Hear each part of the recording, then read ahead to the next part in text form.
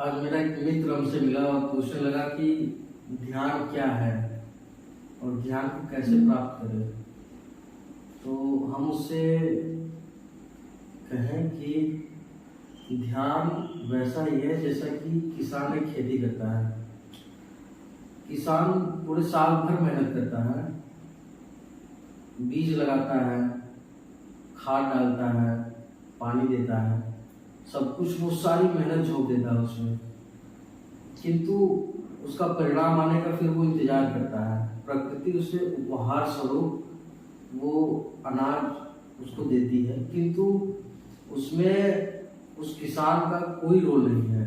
किसान का रोल बस उतना ही है कि वो खेत तैयार करता है, बीज बो देता है, पानी की व्यवस्थाएं कर देता है, किंतु उससे फल आना वो प्रकृति के हाथ में होता है। ठीक वैसा ही ध्यान है। ध्यान कोई करने की विषय नहीं है। ध्यान अंत में प्रकृति द्वारा दिया गया एक उपहार है हमें। हम ध्यान घटित होने में, ध्यान को घटित कराने में प्रयास कर सकते हैं कि ध्यान घटित हो, उस दिशा में बस प्रयास मात्र कर सकते हैं। ध्यान घटित कराने के लिए हम विभिन्न तरह से प्रयास कर सकते हैं, जैसे कई प्रकार की आसन की विधियां हैं। उन आसनों में बैठ करके अपने विचारों को धीरे धीरे शांत करने का प्रयास करते हैं हम। जब विचार धीरे धीरे कम होने लगेंगे तब धीरे धीरे आपको उसका झलक प्राप्त होने लगेगा और वो स्वतः ही प्राप्त होगा।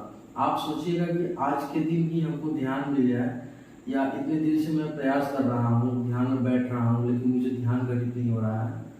तो हो सकता है कि ध्यान आज इसी क्षण आपको प्राप्त हो जाए, इसी क्षण घटित हो जाए। उसको कोई नहीं जान सकता कि ध्यान कब घटित होगा। प्रयास जारी रखिए, प्रयास जारी किया जा सकता है जब तक कि सफलता न प्राप्त हो जाए।